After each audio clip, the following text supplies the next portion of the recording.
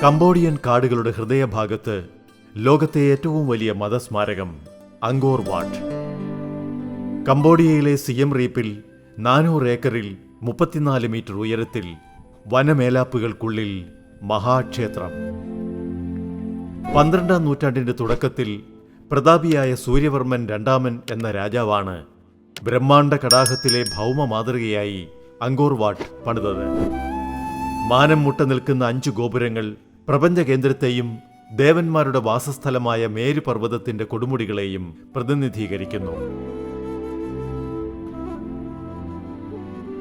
ഈ ശിലാവിസ്മയത്തിന്റെ യഥാർത്ഥ ഭംഗി അതിന്റെ വലിപ്പത്തിലല്ല, മറിച്ച് 10,000-കണക്കിന് ജീവസുറ്റ ചുവർ ശില്പങ്ങളിലാണ്. ഏകദേശം 13,000 ചതുരശ്ര അടിയിൽ പരന്നുകിടക്കുന്ന ഈ കൊത്തുപണികൾ ചരിത്രവും പുരാണങ്ങളും ഒന്നിക്കുന്ന മഹാശില്പാലയമാണ്. അങ്കോറിനെ മനസ്സിലാക്കണമെങ്കിൽ അവിടുത്തെ ശില്പകലയുടെ വ്യാകരണം അറിയണം. ഖമർ ശില്പികൾ പ്രധാനമായും 2 തരം കൊത്തുപണികളാണ് ഇവിടെ ഉപയോഗിച്ചിരിക്കുന്നത്. ആദ്യത്തേത് ബാസ് റിലീഫ് അല്ലെങ്കിൽ ആഴം കുറഞ്ഞ കൊത്തുപണികൾ. ശിലോപരിതലത്തിൽ നിന്ന് വെറും ഒരു വിരലിന്റെ അത്ര ആഴത്തിൽ കൊത്തിയെടുത്ത ശില്പങ്ങളാണിവ. കിലോമീറ്ററുകളോളം നീളുന്ന ഈ കൽച്ചുവരുകളിൽ പുരാണ കഥേതിഹാസങ്ങൾ ഒന്നിനു പിറകെ ഒന്നായി സെല്ലുലോയിഡിലേതുപോലെ ചുരുളഴിയുന്നു.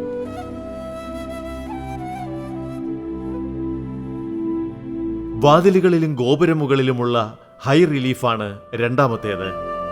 ഇവ ശിലയിൽ നിന്ന് പകുതിയിലധികം പുറത്തേക്ക് തള്ളി നിൽക്കുന്ന ജീവസുറ്റ രൂപങ്ങളാണ്.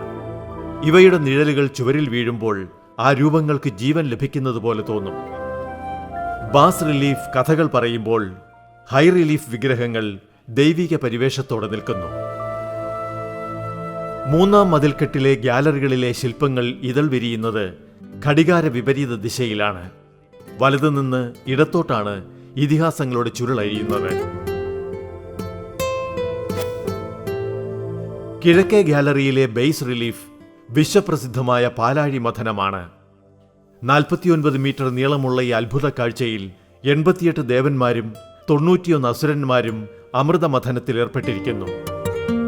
മന്ദരപർവ്വതത്തെ മത്താക്കി വാസുകി എന്ന സർപ്പത്തെ കയറാക്കിയാണ് പാലാഴി കടയുന്നത്.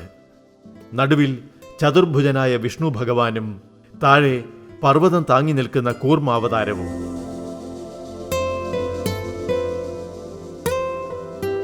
തെക്കേ ഗ്യാലറിയിൽ ചരിത്രം പുരാവൃത്തത്തിന് വഴിമാറുന്നു. സൂര്യവർമ്മൻ രണ്ടാമന്റെ സൈനിക പ്രകടനമാണ് പ്രമേയം. സിംഹാസനാരൂഢനായ രാജാവും അധികാര ചിഹ്നമായ 18 വെൺകൊറ്റക്കുടകളും ഇതിൽ ചിത്രീകരിച്ചിരിക്കുന്നു. ഇവിടുത്തെ കൊത്തുപണികളിൽ വീണ തുളകൾ തായ് അധിനിവേശകരുടെ കൊടും ചെയ്തികളാണ്. 1431 അങ്കോർ കൊള്ളയടിച്ച അധിനിവേശകർ അവിടുത്തെ ചരിത്രത്തെ തന്നെ മായ്ച്ചു കളയാൻ ശ്രമിച്ചതിന്റെ മുറിവുകളാണ് ഇവ. തൊട്ടടുത്താണ് സ്വർഗവും നരകവും. പോത്തിൻപുറത്തേറിയെത്തുന്ന നരകനാഥനായ യമൻ പരേതാത്മാക്കൾക്ക് അന്തിമ വിധി കൽപ്പിക്കുന്നു. സൽക്കർമ്മികളെ സ്വർഗത്തേക്കും പാപികളെ നരകത്തേക്കും വിധിക്കുന്നത് ഇവിടെയാണ്. പാപികൾക്ക് പറഞ്ഞിട്ടുള്ള 32 തരം ശിക്ഷകളും അതീവ കൃത്യതയോടെ ശിലയിൽ തെളിയുന്നു. പടിഞ്ഞാറേ ഗ്യാലറിയിലെ കുരുക്ഷേത്ര യുദ്ധം അത്ഭുതപ്പെടുത്തുന്ന ശില്പസമുച്ചയമാണ്. മഹാഭാരത യുദ്ധം അതിന്റെ എല്ലാ തീവ്രതയോടെയും ഇവിടെ ചിത്രീകരിച്ചിരിക്കുന്നു. ആയിരക്കണക്കിന് കാലാൾപ്പടയും ആനകളും കുതിരയും രഥവും മറ്റു യുദ്ധസന്നാഹങ്ങളും ഇടകലർന്നു നിൽക്കുന്ന ഈ ദൃശ്യം ശില്പകലയിലെ ഒരു മഹാവിസ്മയം തന്നെയാണ്.